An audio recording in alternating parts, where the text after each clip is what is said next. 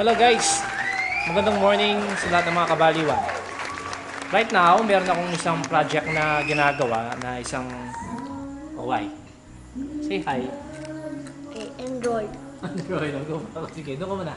Okay guys, so again. Meron kasing isang client from Baguio na kinontak ako na meron daw siyang meron siyang gustong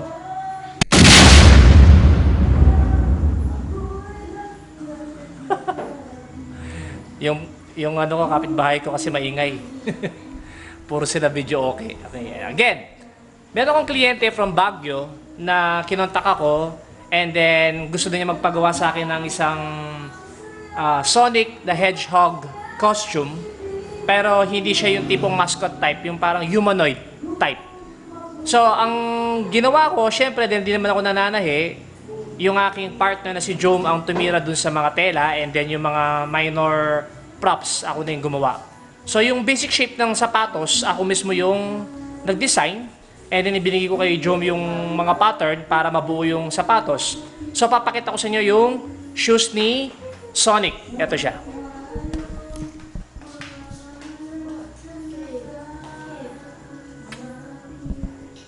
Ito yung shape ng sapatos na ibinigay ko kay Jome.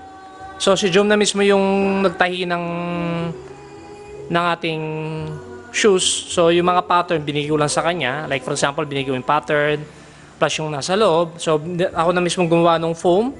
Kung mapapansin nyo sa loob nito, meron siya nakalagay na flip-flops, yung chinelas. Ayun, nakalagay siya doon.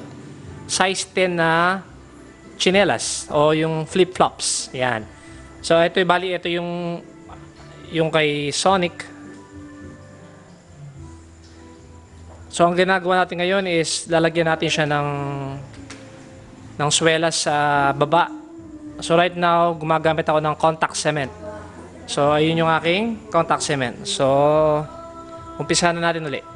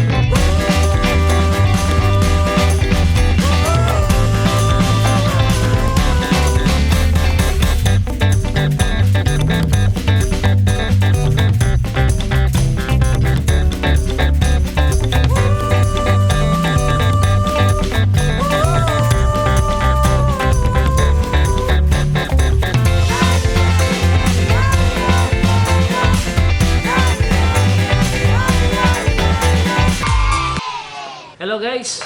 Update ko lang kayo dun sa ginagawa ko kagabi, yung shoes ni Sonic the Hedgehog. So, ang ginawa ko is imbes na gumamit ako ng EVA foam na 2mm o 3mm yung it's 2mm yung thickness niya. Gumamit ako ngayon ng at least mga 4mm yung kapal ng ating EVA foam. Yan. So, ito yung nangyari. So, mapapansin nyo, parang kulang pa. So, ang gagawin natin, ayan. So, nag-cut uli ako ng another 4mm. At least, I think, gawa ko ng apat na ganito para sa area na to. Ayan. Then, dun sa pinaka-part, dito rin. So, yung ating stencil, template pala natin, ito yon. So, ang ginawa natin is, yung sa ibaba, susundan na natin itong part na to. Yan. So, update ko kayo mamaya ulit.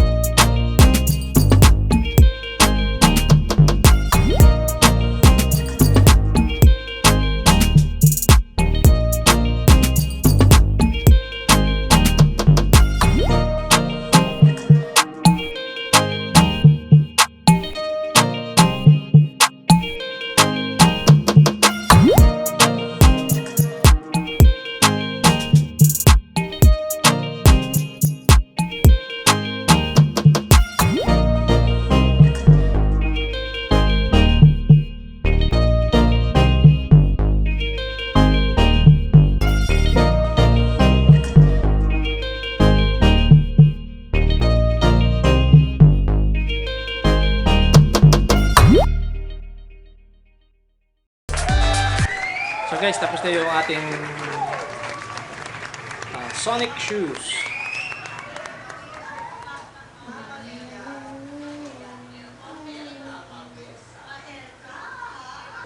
Okay, test natin sila ngayon.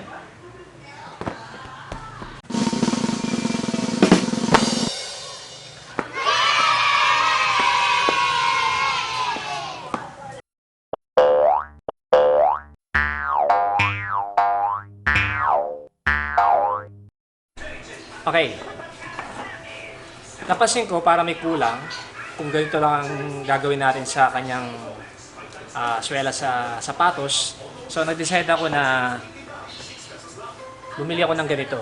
It's rubber. Actually rubber siya para hindi siya madulas sa magsusuot ng shoes ni Sonic. So gagawin ko lang muna siya. Okay. Gagawin ko siya off-cam kasi may magulo dito. Kagaya nito. Ayan. Say hi. Hi. Hi. Hi. Okay, kiss. Okay. Gagawin ko muna siya off-cam. Babalikan ko kayo pag natapos na. Okay? Say bye-bye. Bye-bye. Bye!